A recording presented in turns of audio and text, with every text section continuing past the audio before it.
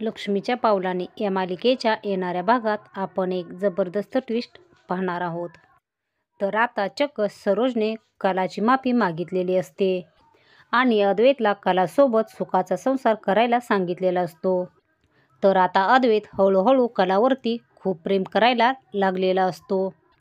अद्वैतला कलाही त्याच्यापासून लांब जाऊ नये असं वाटत असतं आणि अद्वैत त्याच्या मनातील सर्व काही कलाला सांगणार असतो. आणि आता त्यांच्या छोट्या मोठ्या भांडणामुळे ते चक्क डिवोर्स घेणार असतात. तर आता सरोज कलाची माफी कशी मागणार आणि अद्वैत कलाच्या प्रेमात कसं पडणार आणि कला डिवोर्स घेणार का हे आपण या व्हिडिओमध्ये पाहणार आहोत. तर व्हिडिओ शेवटपर्यंत नक्की पहा. तर इकडे कला रूममध्ये बसलेली असते. तिथे अद्वैत येतो. अद्वैत कलाला काही बोलणार असतो. इतक्यातच तिथे अंजू येते आणि अंजू अद्वैतला म्हणते की आपला ड्रायव्हर म्हणाला आहे की तुमची गाडी नीट व्हायला जरा उशीरच लागेल. गाडीचा ॲक्सिडेंट खूप जोरात झाल्यामुळे जरा गाडी नीट होण्यासाठी उशीरच लागेल, कारण गाडीचे आतील पार्ट सर्व खराब झालेले आहेत आणि ते नवीन टाकण्यासाठी व पुढील काम करण्यासाठी 2-3 दिवस लागतील. अंजूचं हे बोलणं ऐकून कलाला अद्वैतची खूप काळजी वाटते. कला अद्वैतला विचारते, अद्वैत ॲक्सिडेंट? अरे अद्वैत, ॲक्सिडेंट कोणाचा झाला? तुला काही लागलं तरी नाही ना? तू ठीक तरी आहे ना? तेव्हा अद्वैत म्हणतो, कला तू जास्त काळजी करू नको, मी एकदम बरा आहे. तर आता हा ॲक्सिडेंट राहुल, रोहिणी आणि नैना या तिघांनी मिळून घडून आणलेला असतो आणि त्यांनी अद्वैतचा जीव घेण्याचा प्रयत्न केलेला असतो. पण आता अद्वैत त्यामधून सुखरूप वाचलेला असतो. तर आता ही गोष्ट जेव्हा चांदेकरांना समजते तेव्हा राहुल आणि रोहिणीने हे सर्व काही नैनावरती ढकललेलं असतं. तर इकडे सरोजने संगीताला फोन केलेला असतो आणि सरोज संगीताला सर्व काही सांगत असते, ते म्हणजे नैनाने केलेलं सर्व काही कारस्थान. आणि आता हा सर्व प्रकार संगीताला कळाल्यावरती संगीता म्हणते की काय, या आमच्या नैनीने हे आणखीन काय करून ठेवलं? अरे माझ्या देवा, तू या असल्या मुलीला जन्मतास का मारलं नाहीस? तेव्हा सरोज संगीताला म्हणते, तुम्ही तुमच्या मुलीवरती मात्र संस्कार चांगले केलेले नाही आहेत. तेव्हा संगीता म्हणते, मला माफ करा, तिच्यातर्फे तुमची माफी मी मागते. मी तिची आई आहे या गोष्टीचं मला खूप वाईट वाटतंय. आमची कला तरी ठीक आहे ना? तेव्हा सरोज म्हणते, हो कला ठीक आहे, तिला काहीही झालेलं नाही आहे, तुम्ही तिची काळजी करूच नका. जर तुम्हाला काळजी करायचीच असेल तर तुम्ही नैनाची करा, कारण आम्ही तिला घराबाहेर काढलं आहे, ती आता तुमच्याकडे येतच असेल. तर इकडे नैना तिची बॅग घेऊन रस्त्यावरती चालत असते. तेव्हाच तिला संगीताचा कॉल येतो. तेव्हा नैना म्हणते, काय झालं मम्मा, तू मला फोन का केलास? तेव्हा संगीता म्हणते, काय झालंय ते तुला माहीत नाही का? इतकं घाणेरडं काम करताना तुला लाजही वाटली नाही का? आणि वरून तू मलाच विचारते काय झालं? तू आमचं नाव आणखीन किती बदनाम करणार आहेस? आणि तू मला सांग, तू असं का केलंस? मला उत्तर हवाय. तेव्हा नैना म्हणते, तुम्हाला माझ्यापासून सर्वांना खूप त्रास आहे, खूप प्रॉब्लेम आहे ना? मग मम्मा तू मला परत कॉल करू नकोस. आता तुमच्यासाठी ही मुलगी मेली आहे असं समजा. त्यानंतर नैना कॉल ठेवून देते. तर इकडे कला तिच्या रूममध्ये बसलेली असते. इतक्यातच सरोज मागून येते आणि ती कलाच्या खांद्यावरती हात ठेवते. कलाला वाटतं अद्वैतच आहे आणि तसं समजून कला म्हणते की अद्वैत, तू मला एकटं सोड, तू मला त्रास देऊ नकोस. तेव्हा सरोज म्हणते, अगं कला, मी आहे सरोज. तेव्हा कला आश्चर्यचकित होऊन म्हणते, सरोज मॅम, आणि तुम्ही इथे कसं काय? इतक्यातच तिथे अद्वैत आलेला असतो. तेव्हा तिथे सरोज म्हणत असते, कला तू काळजी करू नको, मी तुला यावेळेस काही त्रास द्यायला आलेली नाहीये. आणि अद्वैत, तू सुद्धा जास्त टेन्शन घेऊ नकोस, मी तुझ्या बायकोला काहीही बोलणार नाहीये.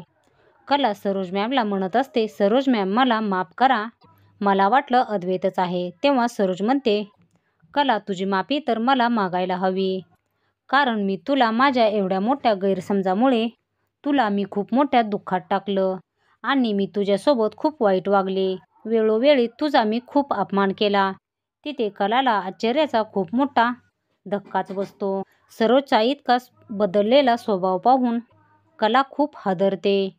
कला विचार करते की सरोज मॅम आज अचानक इतक्या कसं काय बदलल्या. तेव्हा सरोज अद्वैतला म्हणते, अद्वैत मला कलासोबत खूप महत्त्वाचं बोलायचं आहे. प्लीज तू माझ्यासाठी इथून निघून जा. मला कलाशी एकांतात बोलायचं आहे. सरोज कलाला म्हणत असते, कला मला माहीत नाही तू माझ्याबद्दल काय विचार करतेस आणि माझ्याकडे कशा दृष्टिकोनातून बघते. तुला माझा खूप राग येत असेल, परंतु मी इतकीही वाईट नाहीये. माझ्या तोंडून असं बोलणं ऐकून तुला थोडं आश्चर्य वाटत असेल, तर आता कला आणि अद्वैत यांची छोटी छोटी भांडणं होतच असतात. परंतु आता त्यांची भांडणं इतकी वाढलेली असतात की आता त्याच भांडणामुळे ते डिवोर्स घेणार असतात. आणि हे भांडण लावण्यामागे त्या तिघांचा म्हणजे नैना, राहुल, रोहिणी यांचा हात असतो. सरोज म्हणते, कला मला माझ्या आयुष्यामध्ये खूप अडथळे आले, खूप संकटं आली, परंतु मी कधी हार मानली नाही.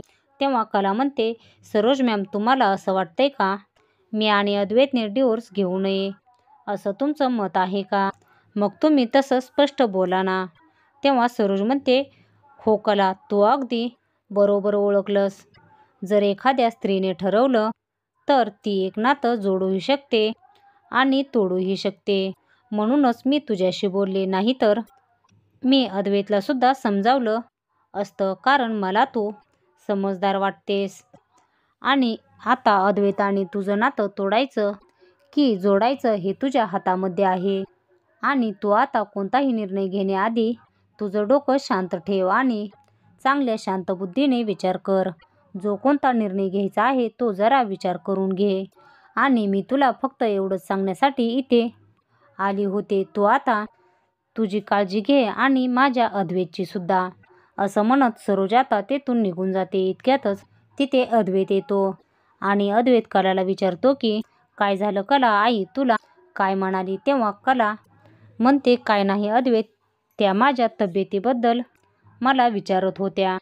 तेव्हा अद्वैत म्हणतो, आईला जर तब्येतीबद्दल विचारायचं असतं तर तिने मला बाहेर जाण्यास सांगितलं नसतं. कला मला सुद्धा तुझ्यासोबत बोलायचं आहे. आता आपण दोघेजण एकत्र येऊन संसार करूयात आणि सुखाने जगूयात. आपल्या दोघांमध्ये जे काही झालं आहे ते तू विसरू शकत नाहीस का? आता आपण आपल्या आयुष्याला नव्याने सुरुवात करूया. तेव्हा कला म्हणते, अद्वैत तुला सुद्धा सरोज मॅम सारखंच वाटतंय का? तेव्हा अद्वैत विचारतो, काय कला, आई तुला याच विषयावरती बोलली का? आईला सुद्धा वाटतंय की आपण दोघांनी मिळून एकत्र संसार करावा. तर तिथे अद्वैत स्वतःशीच म्हणत असतो की कला माझ्यामुळे नाराज झाली आहे, तुला खूप वाईट वाटले आणि आता कला मीच तुला मनवणार. तेव्हा कला म्हणते, अद्वैत काय तू मला काही बोललास का?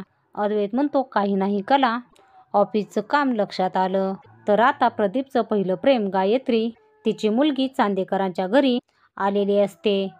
सरोज सोडून बाकी सर्व चांदेकरांनी तिला एक्सेप्ट केलेलं असतं. तर आता प्रदीप तिला पिण्यासाठी दूध घेऊन आलेला असतो. तेव्हा ती छोटी मुलगी प्रदीपला म्हणत असते की नाही बाबा, मी दूध पिणारच नाही. इतक्यातच तिथे कला अद्वैत येतात आणि ते म्हणतात, काय झालं बिट्टी, तू आम्हाला इथे, तुला काही हवं आहे का? सर्व ठीक तरी आहे ना? तेव्हा ती छोटी मुलगी म्हणते, ठीक नाही आहे अद्वैत दादा, तुम्ही मला दूर शाळेमध्ये घालणार आहात, तुम्ही दोघांनी मला सोडायला यायचं. तेव्हा प्रदीप म्हणतो, काय अगं मुली, तू अशा छोट्या छोट्या गोष्टींसाठी हट्ट करतेस. ती छोटी मुलगी म्हणते, मी तेव्हाच शाळेत जाईन जेव्हा मला सोडण्यासाठी कला वहिनी आणि अद्वैत दादा येतील. तेव्हा प्रदीप म्हणतो, अगं मुली तू एवढा हट्ट करू नकोस. मी तुला सांगितलं ना, अद्वैत कला तुला तिथे वेळोवेळी भेटायला येतील. तेव्हा अद्वैत म्हणतो, मी बिट्टीला सोडण्यासाठी तयार आहे, मला काहीही प्रॉब्लेम नाही आहे. तेव्हा प्रदीप म्हणतो, अरे अद्वैत, तुला तर पेढीतील खूप कामं असतील आणि महत्त्वाची कामं मीटिंग्स असतात आणि मग तू सोडण्यासाठी कसा वेळ काढशील आणि आपल्याला तर आज रात्रीच जायचं आहे. तेव्हा प्रदीप विचार करतो, हा अद्वैत लगेचच येण्यासाठी तयार कसं काय झाला? मला वाटतं यांनी यायचं प्लॅनिंग अगोदरच केलं आहे आणि बिट्टीला सोडायला येणार हे अगोदरच ठरवले वाटतं. तर आता हा प्लॅन बिट्टी आणि अद्वैतने केलेला असतो आणि अद्वैतने सांगितलेलं असतं की तुला शाळेत सोडायला जाताना मला आणि कला वहिनीला सोबत घेतल्याशिवाय जाणारच नाही असं सर्वांना सांगायचं आणि हट्ट करायचा आणि जोपर्यंत कला तिकडे येण्यासाठी तयार होत नाही तोपर्यंत मी शाळेत जाणार नाही असं सांगायचं.